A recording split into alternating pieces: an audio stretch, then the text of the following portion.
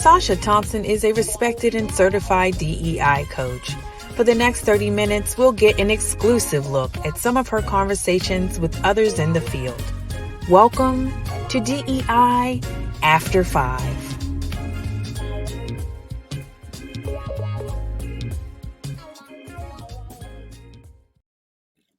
Hello, everyone, and welcome to DEI After 5. I am absolutely thrilled to be with you all today and have this conversation.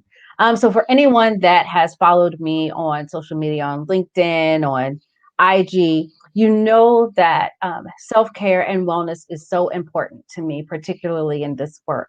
And so today we are going to be talking to Dr. Rufus Spann, who is a therapist in this space. And just someone that was recommended to me as, this is who you need to talk to about wellness and taking care of self. So Rufus, thank you so much for joining us today. Thank you, Sacha, for having me. It's a pleasure to be in any space where I can continue to help people to center their health and wellness in a way that just feels healthy and comfortable for them. Yeah, so let's talk about that, right? So when we first started chatting, we were actually connected by Farah Harris. Yeah. And just this work and trying to figure out how to support practitioners, right, in this space. And I've often heard of it, the last, let's say 20 months has been traumatic, right, for lack of a better term. And so what are some of the things that you are hearing and seeing in this space? Great question. And thank you for reaching out and raising this question because it's an important question where a lot of practitioners don't get the opportunity to really talk about, I think, something that's meaningful to them. And that's how they are actually experiencing the last almost going on 2 years of being in a pandemic, as well as what has been the experience for coaches, therapists, many others that are considered in the thick of this with clients and working through a lot of the social emotional, as well as coaching through a lot of what could be the work experience or just life experiences. And what I find is that there's this level of stress of being overburdened, and it's not because you can't hold the capacity or the space for those that you're working with. You're also holding the space and capacity for yourself. And so that's where trying to hold two simultaneous spaces or multiple spaces, as we do have family, extended family, friends, or just experiencing the world that we're living in, it could be a lot more challenging than it was before because we haven't seen the ease or the let up of being in this past experience. So I think with trying to have both of those things and at the same time take care of yourself, certain things are being put on the back burner. And I think that's where we're having to address those things now, because to sustain that or the sustainability and putting yourself last or not taking care of your health and wellness is not going to be sustainable. It's not going to happen in the long run. Yeah, and many practitioners are advocating for themselves, right? In this work, they're advocating for themselves as well as others. And, what I'm noticing or what I'm seeing in this space is you're having to deal with, your customers, your clients, your employees, but then you're also dealing with this racial trauma as well. Like we all witnessed what happened to George Floyd. We all, know what happened to Breonna Taylor. And since then, these court cases that have happened. And it's this kind of reliving the trauma a bit as well. And so what is the impact of that? Because I don't think people necessarily understand, like we see it, we take it on, but, to your point, we kind of put it, okay, I'll deal with that later, right? But there is actual impact on us in this space. Excellent point. And leaning into now we're starting to get down into the minutia and overall effects of what's happening for being in particular bodies, particularly if we think about Black and brown bodies, the experience of that. And so when we think about stress itself, the effect that stress, when we think about cortisol and that's that enzyme that's released in the body, when we think about the flight and the fight, and that the sympathetic and parasympathetic parts of our bodies, is just allows for us to deal with stressful moments, allows for us to deal with the impact of, if we need to address what is immediately in front of us, that is a threat. However, when we see these images in the media, when we see these experiences in our community, it's happening to our brothers and sisters, family members, that trauma that is either impacted directly on us or vicariously that we see in our communities has a major impact on stress. And when stress is in your body for a prolonged amount of time, it has a major effect on your muscles, your organs, your digestive system, how you're able to think clearly, process, and actually work through day to day. Now, research has shown for people of color, particularly looking at Black and brown bodies, there's a sense of being hyper aware, not knowing this is a particular situation in our communities or neighborhoods where this is an immediate threat or it is a vicarious issue that we're working through. So that level of trauma, and the way the body works is that we keep trauma in the body. It may not be in all parts of our body, but it still will sit with us. And so as we think about stress, as we think about hypertension, which is also the overworking of our heart, we think about vicarious trauma, and another one to add on top of that, which is racial battle fatigue, which in itself is just having to have this ongoing experience of racial microaggressions, overt issues, systemic issues. That has a major impact on our body. And so as others may have where they're dealing with maybe just work and other components of life and variables of life, we're also adding on a lot of other variables that will lead to what are part of the hegemonic, stressful, oppressive systems that we live under, that have just historically been in place for people of color. Yeah. Like what you just said just hit me, right? Because I'm just thinking back to my experiences, and I was dealing with the racial battle fatigue, right? I was dealing with that. I started losing my hair. I started getting, ulcers and other digestive issues because of the stress. And then add on that, the George Floyd situation had happened and occurred. And it does impact the body. And I mean, I've spoken to so many people, other practitioners, that during that time period, or even post that time period, they were feeling it in their bodies. It was manifesting in so many different ways. Most of the time it's like, I'm tired, but it wasn't a physical tired. It was like a mental stress. It was, people again getting sick, with people that never get sick getting sick.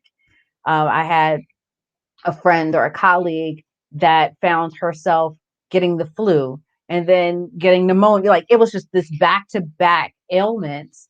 And she was like, I never get sick. And so it was kind of the compounding stress in the body. And then, I also hear others, and when you spoke about it, that racial battle fatigue, not necessarily even knowing that that's what we're dealing with, right? Because so many people are trying to change systems, trying to, get leaders to see things in a different way, but they're dealing with the microaggressions. They're dealing with not being seen, heard, and valued.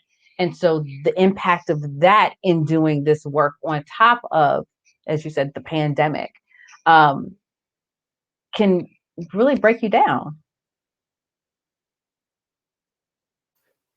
An excellent point, because what you're raising right now is, as we think about these overarching larger systems that we're living in, it really does come back to the body, because the body is what the vessel that we live in as well. And if you're thinking about stress or these other impacting factors, it impacts the immune system.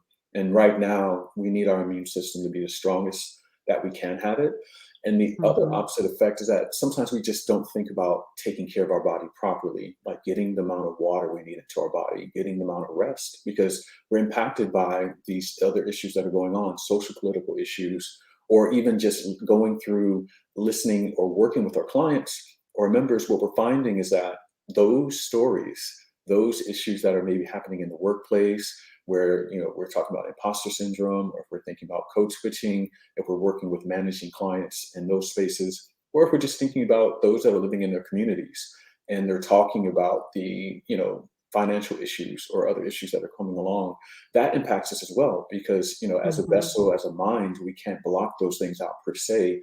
We take those things in, and it's how we process them, how we either hold them or we release them back into our coaching sessions or clinical sessions and what we do. But beyond that, it's really hard to not take that information in. And what I find for many practitioners is that they hold the information. It's very hard not to hear somebody's story or not to be emotionally connected to what we see in our world, and then to also try to process our own stories. That's a lot for the body and the mind to have to do, and to still stay positive in a time where it's hard to always see the positivity in the world that we live in.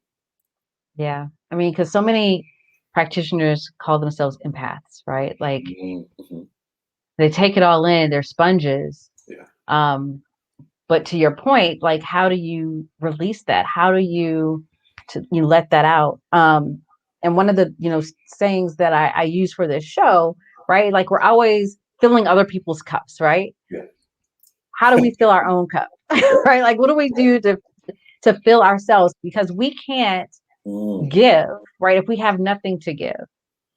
And so that's one of the challenges I think in this work is we give so much to others. We're trying to be and fix and do and all of these things. But you've alluded to and spoken directly to throughout is this need for take care of self. Right. So what are some things that you would suggest that people start to think about, like immediate things that they can do to start taking care of self? Well, that's a great question. And the one thing I would say, and this is going to probably be a radical way of looking at it, is that you're probably going to have to unlearn a lot of the things that you learned. And I Okay. say that because we've learned a lot of habits. I've learned a lot of habits, and I think anybody listening to this probably has learned a lot of habits.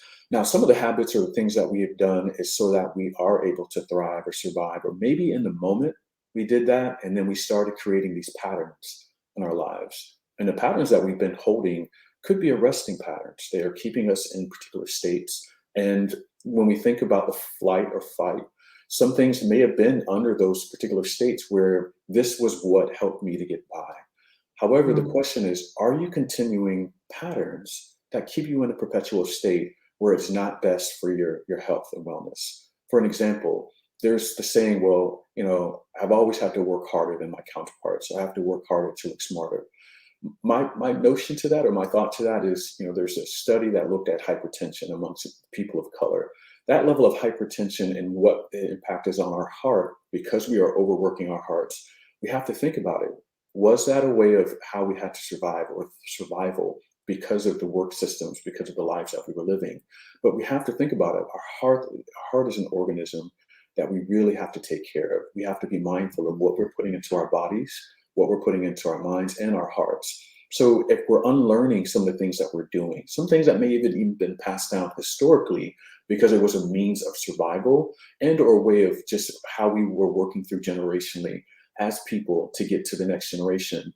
But what Dr. Barbara Sizemore would say is that the only way that we create this level of continuity and gifting and passing on to the next generation is really being our healthiest now. We have to think about, how do we pass on our genes, our DNA, our thoughts, our thinking to the next generation? So a couple of things that you can do now is, I would say, do an inventory. Do an inventory on, how are you doing with your eating? How are you doing with your sleeping? How much water are you getting into your system? How much sugar and salt are you putting into your body? Because those particular, if we think about how the body processes sugar and salt, it has an effect on our gut. And our gut is our second brain. It really impacts how you work in your body. So really do an inventory and unlearn some of the things that we may have under our belt. And that's one way of starting, because you can't fill up the cup if it's already full. You got to empty it out. And maybe what's in that cup isn't the best thing. If it's a cup full of sugar and it's a cup full of salt and some other stuff, you have to first empty that out and think about, how do we put some more things in there that could be better for you and pure. So I'll start with that, because then once we empty the cup and think about what we can put in there, we can start placing in some healthier attitudes, healthier patterns, and healthier techniques. Diet green tea. That's okay. So that's good. Diet green tea, it's very good for the body. It's helped to cleanse. Nice. Yep. You were talking about something, and I wrote a note about John Henryism, right? I just learned that phrase couple of months ago, Yes. right? Where it's this, working so hard just to prove a point, right? Just to stay up. Um, and it's a phenomenon that happens within the, particularly communities of color, Mhm. particularly the Black community, where again, it's what you said, how do we unlearn this work twice as hard um, mentality so Mhm. that we're not burning ourselves out trying to keep up with the steam engine? Mhm. And how do you work smarter? How do you utilize community, right, to help you get work done? Excellent point. And that's so as I remove and saying like about the working harder, is like, well, what are the other opportunities in here? How do we leverage? Hmm. How do we connect? Even Kwanzaa gets into this idea of like cooperative connectedness that we should be having. You embody that in your community where that is something that becomes a richer part of what we do. And it has been a historical part of who we were and who we are. I think what we can Hmm. do is enhance that.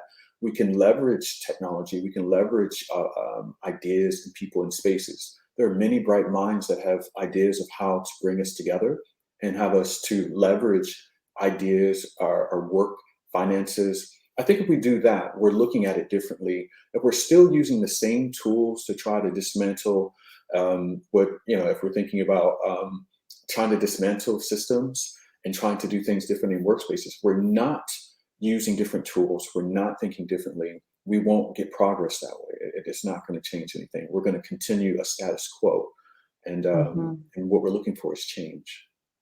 You just pinged an idea or a thought that, and I've shared this before, right? Like this country, if you're looking just purely at the US, was built on rugged individualism, Right. right? And so how we've been approaching this work, I have to work twice as hard. We as communities of color have kind of taken on that mentality. But when you look at communities of color, they're all about community. Oh They're yeah. all about, cooperative economics and Hmm. taking care of each other Hmm. and doing things like so that we all rise up. And Hmm. so when you said that just now, it just reminded me or just made me think of how do we get back to that? Like that's our DNA. That Yeah. is who we are as a people, Yeah. right? It's not this rugged individualism or I need to only look out for me. That's counter to who we are as a people. Right. Um, and so when I think about this when I think about it in this context and around self-care, Hmm. there was so much more community around for you to take care of self, Right. right? You didn't have to carry the burden because you were the rugged individual. There were others to carry that burden along with you. And so the stress wasn't as prominent. So I just that aha just kind of clicked for me. And that's an excellent aha moment. And it's an excellent aha moment because, if leaning back into that self care and that wellness, there is nothing wrong with have a suite of people, a suite of professionals that support you. I always would say this back in the day, the District of Columbia, even let's say the New York City, there was Harlem, there was U Street for DC. The impetus behind that was that you had a shop of Black professionals that had from dentistry to an attorney to your primary care physician. Although we may not have the traditional U Streets and brick and mortars, but we still can have a virtual suite, or you can create that looking at practitioners that can help and support you. That means taking care of, any dental work, taking care of, mind, where you're working with a mental health professional, or you're looking at working with a coach. Having these people in your lives doesn't mean that there's anything wrong with you. It means that you have a suite of professionals or people that you feel that you can lean into for that support and taking care of yourself. And Sacha, you were so right. Thinking about the village or thinking about the components of being in a collective society, you have these different individuals, and there's nothing wrong with saying this is the person that had that professional background or that background to work with. And I think what we get from is thinking that it's just the one primary care physician and you're done. No, think about other people. That could be from a yoga therapist or anybody else that you're working with. You can have other Mhm. people in your life that help you to take care of these things. And it doesn't mean that you can't do it yourself. It's just nice when you can have somebody that's been trained, that's qualified to guide you through it. And it doesn't have to be a long term, but it's good to know that in the immediate term that you can have somebody to help you. I call it the circle of support. Yeah. right? Like I ask all my clients, like, who's in your circle of support? It does not have to be work related, right? Because I think so many of us have this or told, who's on your board of directors, and it Mhm. becomes this very professional thing that doesn't take into consideration self, Mhm. right? So, what I'm hearing from you is creating a circle of support. Yes, it takes on your professional, your work life, Mhm. but also who's going to help you balance, who's going to help you think through, who's going to call you out and tell you to sit down, Right. right when you Right. need to sit down somewhere. Right. Right. Um, Important. yeah, because I think that's a critical piece of this. It's like you don't have to continue to chug through the work. There needs to be folks in your circle that will tell you to sit and rest, and that's okay.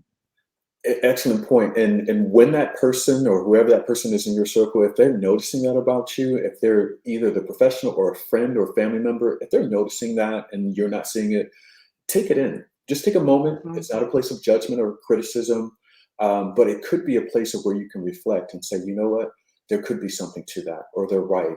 Particularly if they're the medical professional, if they're looking through, your blood, if they're looking at your eating habits, or if it's a friend or family member that's able to see that there's some change in you. The first thing we may want to do is push back and be like, I'm getting a place of self-examination. But if you truly reflect, you might find that there's something to that. And this could be something that helps to save your life. This could help how you change into yourself within your life that you do differently so that you can actually receive differently. Yeah, so let me ask, I'm going to switch gears a little bit because Mhm. as you were talking, what clicked again for me, today's a clicking day, it must be the green tea, um, was this notion of wellness, right? And Mm. self-care. Yeah. Because I think that right now you're hearing a lot about it. Mhm. And there's also this kind of undercurrent of, oh, that's bubble baths and that's, Mm. woosah and all these other things. But there's so much more to wellness and self-care. And Right. so could you just share a few of those options for people? Because I think when they hear self-care, they go there and they're like, that's not me. Right, right. Great point. And so, what I love about this conversation is that we've gone from like this large macro, like social political issues and what's happening in our world and how this is impacting how we show up. But now coming back to, as you're talking about, down to back into the body after we've unlearned and thought about all the issues that hold us captive. It's really now thinking about what do we do with what we Mhm. have. And so, there's two things that I'll say. There's something called wellness or self-care, and then there's something that is also used in a total different community that's called aftercare. And so Mm. I'll use aftercare and I'll leverage it from a community. And what aftercare is, if you've just gone through something and it's been Mhm. either a pretty tough day or traumatic, or it was an intense moment that you had with somebody, to not do some aftercare, to come down, to bring the adrenaline down, to bring the emotions down, to not to try to address that immediately in the moment and say, you know what, I'll just have some self-care and I'll wait till 2 days later, or I'll go get my nails done, or I'll go get something done, and that's where wellness or self-care, that may be too far down the road. So there may need to be some aftercare that you're having after an intense moment, something that you're dealing with. So aftercare could mean that you're doing some deep breathing, you're taking a walk, Mm. you might just need to do something that helps you to self-soothe. But whatever that is, you're dealing with it right after the moment. You're not going to go right into your next work moment. You're not going to go right into the next client. You're going to take some moments for aftercare, because you have to get some care between those moments, because if not, that continuous cycle is not healthy on the body, the mind, or the heart. So think about Mhm. aftercare. Now, when we think about self-care or self or wellness in itself, there's going to be five things that I'm going to share. Maybe we can leverage these five things in the rest of the conversation. One, drink 8 glasses of water, 8 ounces of 8 glasses of water a day. Now, that's easier said than done, because I tried Mhm. that. And I would just say it's an It's hard. experience. It's Right. hard. However, you need that to replenish your organs, your mind, your body, your skin. It just helps you to have healthy thinking, because you're able to have that brain flow, helps with gray matter in the brain, just all these things, right? Mhm. Two, movement. Please get some movement in your life. If that means that you're dancing to Frankie Beverly and Maze, which I do in the house all the time, or if that's me taking a walk, a jog, or doing something, get movement. You got to get movement in your body, in your life. 3, you got to get sleep. Whatever that looks like for you, hopefully it's a healthy amount of sleep, but you got to make sure that you are getting rest. 4, make sure that you actually get outside. I know raising the window is nice, get a little fresh air, but go outside. It's okay if you're social distancing, you're in spaces that you actually feel that you're very comfortable. Make sure you're taking time to get outside. 5, make sure you're eating fresh foods. I know during the pandemic and other times we bought a lot of this canned preserves just in case we didn't know, or it may have been hard to find on the shelves. But fresh food, low salt, doesn't have to have all the salt in it, and it doesn't have to have a lot of sugar in it. But get fresh food. So the fruits, veggies, all in that section where you go in, you sometimes bypass it, don't bypass it, stop by, put it into your cart, and get that fresh food. I know it's not always easiest in some areas of the cities or urban areas or suburban areas we live in, but if you can get it, definitely get that. That's going to be 5 things of wellness that you can do that can help to maintain a level of wellness in your body. So we do a lot of preventative work. I love that. I absolutely love that. And, during this time, I would say maybe 3 months ago or so, not too long ago, I was introduced to photonutrient diet, Okay. right? So adding more color. Oh, And nice. you really don't notice, or I didn't realize, like I eat fruits and vegetables, but when Mm, you make sure you get like at least 7 colors nice. in your day, you Nice. really have to think about what it is. And some of those are, anti-inflammatory and all Right. of these other things. Right. Um, so I started eating like black rice. It's like, who Nice. even thought about black rice? But it's super, good for you. But I think that, again, when you take the time to step back, because that's what it took me looking at this photonutrient diet Hmm. and saying, okay, how can I be creative with this? Hmm. Um, I immediately felt the difference, Right. Right. like Yeah. immediately felt it, Right. Yeah. and realized, okay, this is something my body's been craving. Like this is something that I needed. So Excellent point. yeah, Excellent point. Your body's been craving that. And so you don't know until you're able to just do an inventory and really maybe even a detoxing and saying, what yeah, have I been putting in my body? And let me get this out of my body. Take a moment to step back from it and think about, like you're saying, the different colors of foods in your diet and actually eating fresher foods. Your body will respond differently because your body needs that to create this level of homeostasis that we have within ourselves and just within the body itself. It needs those nutrients. So we got to put it back in there. yeah. And as I kind of think through this too, it really is about mind, body, and soul. Like it really is kind of all of those things. Hmm. And this is the body piece, right? The drinking water, the exercise, the fresh air. Those are the things to just kind of fill your body. Um, and then one of the things that, and you and I've talked about, right, is Shine, right? Like I Mm. love the Shine app, and start in my day with just that meditation, right? Hmm. That moment of just, okay, I'm going to prepare for the day, Hmm. right?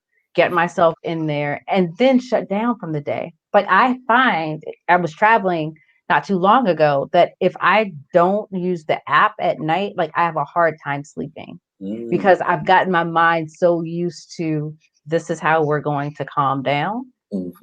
And this is how we're going to separate day from the next day. Right.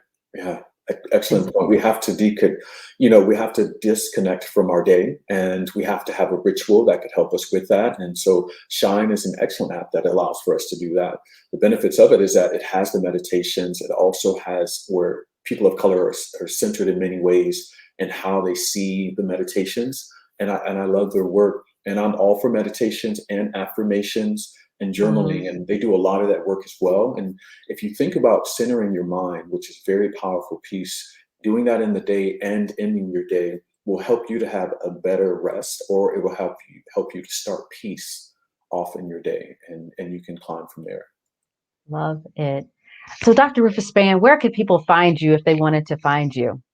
Oh, that's a good question. So if you want, you can find me on Twitter. All my handles for social media are really just my first and last name, Rufus Spann. So if you Instagram, Twitter, you can go to Facebook, Rufus Spann, you can reach out, or you can even just reach out at rufusspann@gmail.com. that's another space that you can reach out to me. So social media and directly reaching out to me at rufusspann@gmail.com. Great. Thank you so much. So thank you for being here. I loved this conversation. I wrote down those 5 things for wellness because I need to remind myself of those things sometimes. So thank you so much for You're that. very welcome. Thank you. And I just want to thank everyone for joining us today. And I look forward to seeing you in our next episode. Have a good one.